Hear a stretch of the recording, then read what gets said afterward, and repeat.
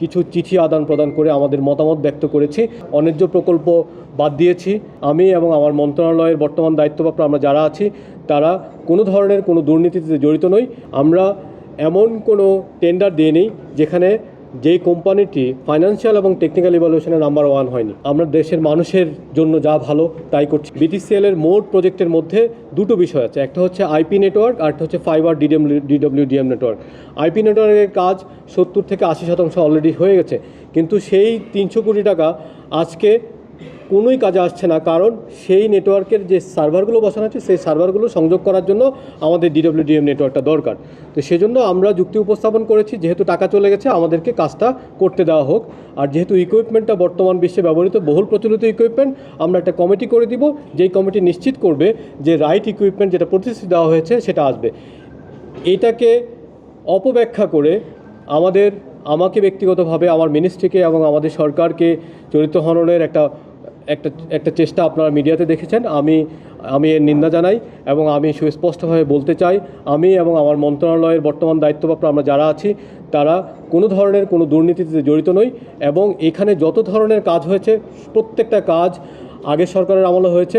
আমরা শুধুমাত্র কিছু চিঠি আদান প্রদান করে আমাদের মতামত ব্যক্ত করেছি এবং মতামত ব্যক্ত করে চিঠির শেষ লাইনে মাননীয় দুদক চেয়ারম্যানের আন্তরিক সহযোগিতা প্রত্যাশা করেছি।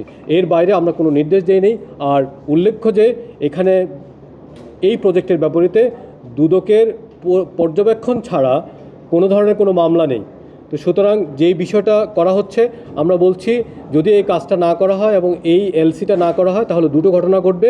300 + 300 600 কোটি টাকার গচ্ছা যাবে এবং একই সাথে বিটিসিএল তার যে ডিডব্লিউডিএম বাজারে এই বাজারে দুর্বল হয়ে এখান থেকে মার্কেট আউট হয়ে যাওয়ার একটা সম্ভাবনা আছে।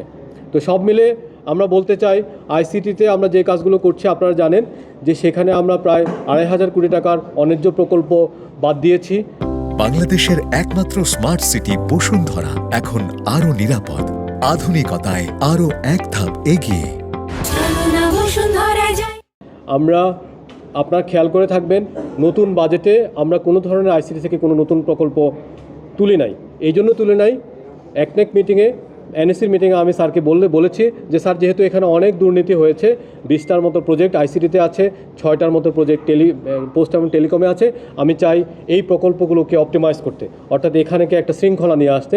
এটা যখন শেষ হবে তখন আমরা নতুন প্রজেক্ট তুলব, সেটা দক্ষতা ট্রেনিং এবং দক্ষতা কেন্দ্রিক বিষয় হতে পারে।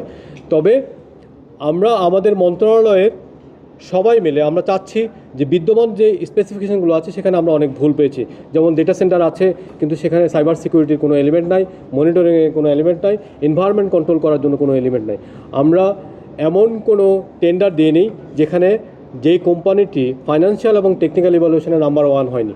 অর্থাৎ আমরা সর্বক্ষেত্রে কমপ্লায়েন্স আনার চেষ্টা করছি এবং যেহেতু আমরা এই কাজগুলো করছি সেজন্য যারা এতদিন দুর্নীতি করেছে তাদের স্বার্থে আঘাত হানছে। যেই কোম্পানিগুলো স্বৈরাচারের রাজনৈতিক প্রভাব ব্যবহার করে লাইসেন্স নিয়েছে, যারা সরকারি কোম্পানিগুলোর কাছে শত শত কোটি টাকা দেয় না, যারা ব্যাংকগুলোর কাছে ঋণ খেলাপি, তারা আমাদের বিরুদ্ধে অর্থ ব্যয় করে অপপ্রচারে লিপ্ত বলে আমি সন্দেহ করি। আমি গণমাধ্যমের কর্মীদেরকে সরকারের যে উদ্যোগগুলো আছে সেই উদ্যোগগুলোর বিষয়ে বস্তুনিষ্ঠ তথ্য এবং উপাত্ত ভিত্তিক প্রতিবেদন দেওয়ার ব্যবস্থা করছি। শুধু তাই নয়, আমি উল্লেখ করতে চাই, আমরা 2টো শ্বেতপত্র তৈরি করেছি মাননীয় প্রধান উপদেষ্টার নির্দেশনায়। আইসিটিতে আমরা আইসিটি শ্বেতপত্র করছি এবং ডাক এবং টেলিকমে আমরা 2টো আলাদাভাবে শ্বেতপত্র করছি।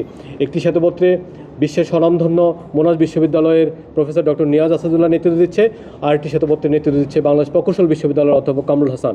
আপনারা আপনাদের যে যাবতীয় ফাইন্ডিং তাদের মাধ্যমে পৌঁছাতে পারবেন এবং তারা সবাই 2টো মন্ত্রণালয়ের সামনেই পোস্ট বক্স রেখেছে, ইমেল দিয়েছে এবং পত্রিকায় বিজ্ঞাপন দিয়ে আপনাদের কাছে তথ্য চেয়েছে। আপনাদের যদি যে কোনো ধরনের যে দুর্নীতির অভিযোগ আপনারা সেখানে রাখতে পারবেন। এবং এই বলে আমি আমার বক্তব্য শেষ করছি। আমি মনে করছি আমরা দেশের মানুষের জন্য যা ভালো তাই করছি এবং আমাদের মোরাল স্ট্রেংথ এত বেশি যে আমরা এই কাজগুলো শেষ করে যাব এবং সেই দৃঢ়তা নিয়ে আমরা আমাদের কাজ করব।